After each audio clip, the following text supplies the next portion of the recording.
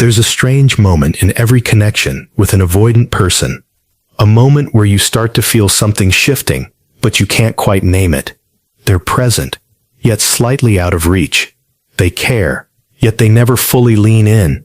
And just when you think you finally understand them, they retreat back into their quiet emotional fortress. It feels confusing, almost personal, but it isn't. You're stepping into a psychological pattern they've spent years hiding. The truth is, avoidants don't bond the way most people do. They don't attach in a smooth, predictable line. Their attachment is slow, layered, and built like a puzzle someone else has to patiently assemble. And once you understand this pattern, their behavior stops looking cold and starts looking incredibly human. Here's the part most people never see. Avoidants actually feel connection much earlier than they show it. But the moment they sense emotional intensity, their body sends them a signal: protect yourself. So instead of moving closer, they retreat to observe you from a safe distance. Not because they don't care, but because caring too much terrifies them. This slow bonding isn't a lack of interest. It's their way of testing emotional safety without exposing their vulnerabilities. They need emotional consistency, predictable warmth, and the reassurance that they won't lose themselves in the connection. Only then do they take the next micro step forward. What seems like emotional distance is a defense mechanism they learned long before you entered their life, and what looks like hesitation is actually their internal system wrestling with fear and desire at the same time. The mystery isn't why avoidants bond slowly, it's how deeply they attach once trust finally settles in. Avoidants don't warm up like everyone else. Their emotional process is slow, layered, and often invisible from the outside. While most people move toward connection through shared moments, avoidants warm up through something deeper: internal safety cues. Their emotional system works like a frozen landscape that only melts under very specific conditions.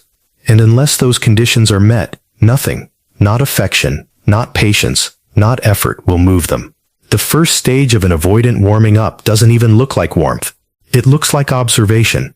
They step back emotionally, not to detach, but to quietly assess: are you consistent? Are you safe?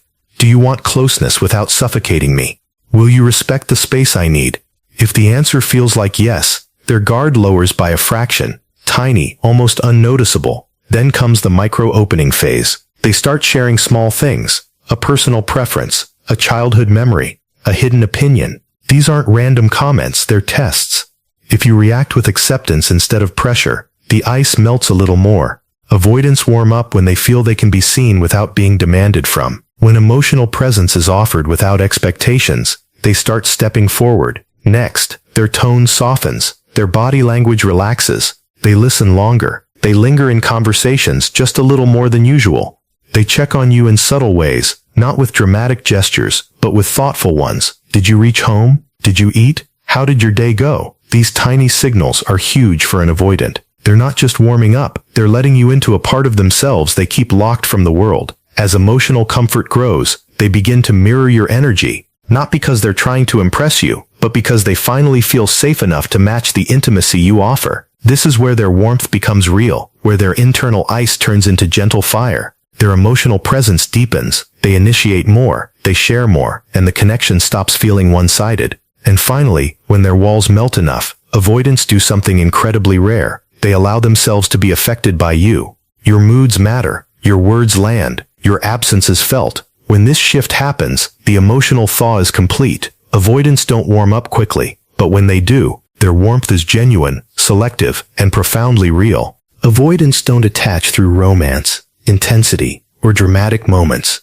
They attach through emotional safety that sneaks up on them. Their hidden attachment is activated when they experience a type of connection that feels calm, steady, and pressure-free.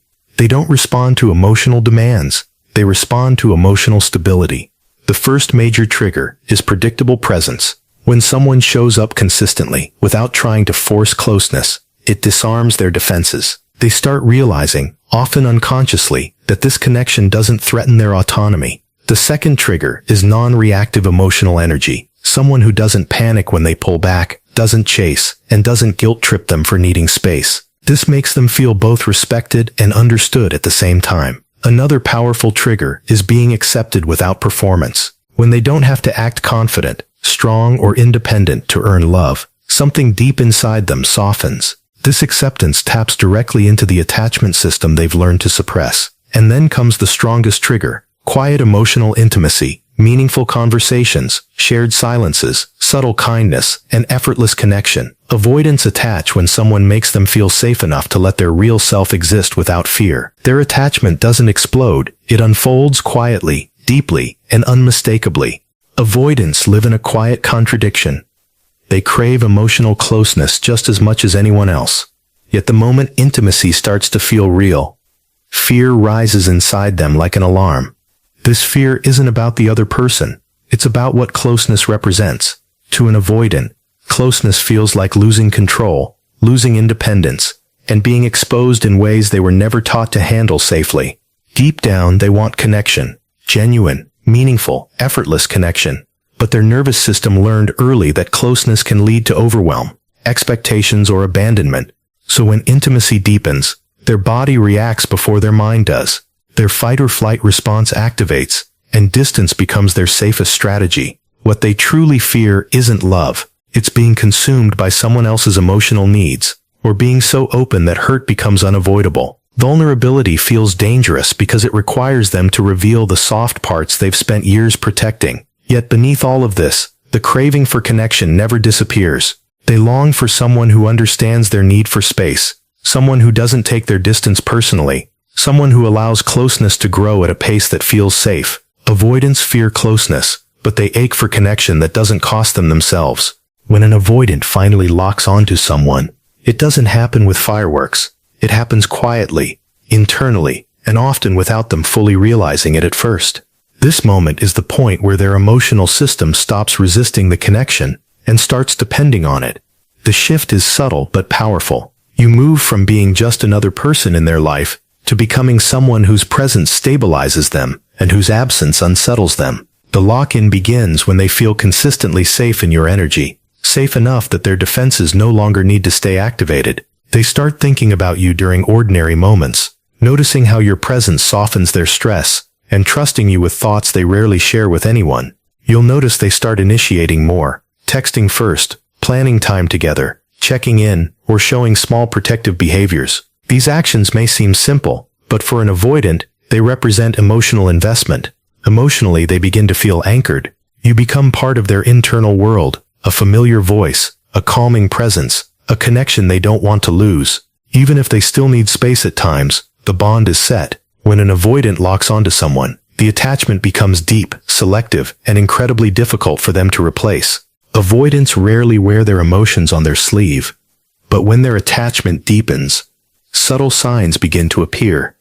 Small, often overlooked behaviors that signal a shift from guarded distance to genuine investment. Understanding these signs is key to recognizing that their bond is growing stronger, even if they still act reserved at times. One of the first signs is consistent attention. They start checking in more regularly, not out of obligation, but because your presence begins to matter to them on an internal level. Their curiosity about your day, thoughts, or feelings becomes intentional. They want to know, not control, but connect. Another indicator is emotional mirroring. Avoidants begin reflecting your moods and energy, often unconsciously, showing that they are attuned to your emotional state. This subtle mimicry demonstrates their brain is beginning to treat your feelings as important and influential to their own. You may also notice small acts of care, doing things for you without being asked, remembering details you mentioned, or anticipating needs. These gestures are rarely performative. They're authentic expressions of attachment. Vulnerability in increments is another clear sign. They might share personal stories, fears, or past experiences in ways that reveal trust. Even if brief or cautious, these openings indicate they are letting you closer than most people ever get. Finally, their absence begins to feel heavy. They may pull away occasionally, but when they do, they notice your absence more deeply than before. This emotional tether is invisible but powerful. Their mind consistently drifts toward you, signaling a bond that has started to take root at a deeper level. Deepening attachment and avoidance is rarely loud. It's subtle, persistent, and unmistakably real once you know what to look for. One of the most puzzling behaviors of avoidance is their tendency to pull away just when connection is strongest. To outsiders, it looks like rejection or indifference. But underneath, it's a complex mix of fear and self-preservation. At the peak of intimacy, their nervous system interprets closeness as a threat, not to the relationship, but to their sense of autonomy. Avoidants have learned, often unconsciously, that deep emotional exposure can lead to overwhelm, dependency, or loss of control. When connection reaches a certain intensity, their instinctive response is to step back, creating space to regulate their emotions. This pullback is a protective mechanism, a way to maintain internal balance without ending the bond. Another reason is internalized fear of disappointment or abandonment. They know they feel deeply, sometimes more than they can handle, and retreating temporarily allows them to process emotions safely. Despite this distance, their attachment doesn't disappear. They continue thinking about you, noticing your presence in subtle ways, and often return once they feel emotionally steady again.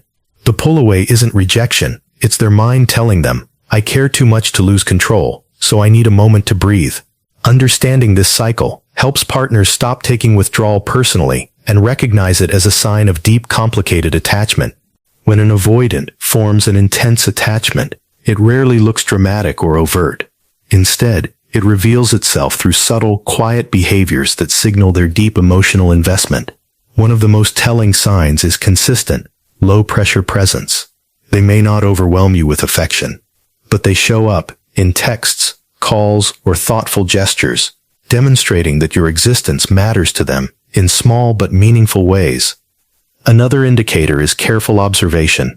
They start noticing your patterns, moods, and preferences without you pointing them out. This attention isn't controlling. It reflects their desire to understand you and be in sync, without triggering their own fear of vulnerability. Emotional mirroring also emerges. They unconsciously reflect your feelings, moods, and even your energy, showing their brain is attuned to your emotional state. Subtle acts of protection and support, remembering details, anticipating needs, or quietly defending you are further signals. They rarely broadcast these gestures, but perform them consistently, reflecting genuine care. Finally, they hold on mentally, even during distance. Their thoughts linger on you, and your absence is felt internally, revealing a bond that runs deeper than words or actions. Intense attachment in avoidance is quiet, selective, and profoundly real once you learn to recognize it. When an avoidant forms a true emotional connection, it leaves a mark that lingers far beyond the relationship. What makes this bond unforgettable isn't loud gestures or constant attention. It's the depth, subtlety, and authenticity of how they attach. Avoidants bond selectively, so when they choose to open up, the connection carries a weight and significance most people rarely experience. One key factor is intense emotional presence paired with restraint. They don't smother, but they care deeply. Their quiet attention, thoughtful actions, and small yet meaningful gestures create an emotional imprint that feels both safe and profound. Another reason is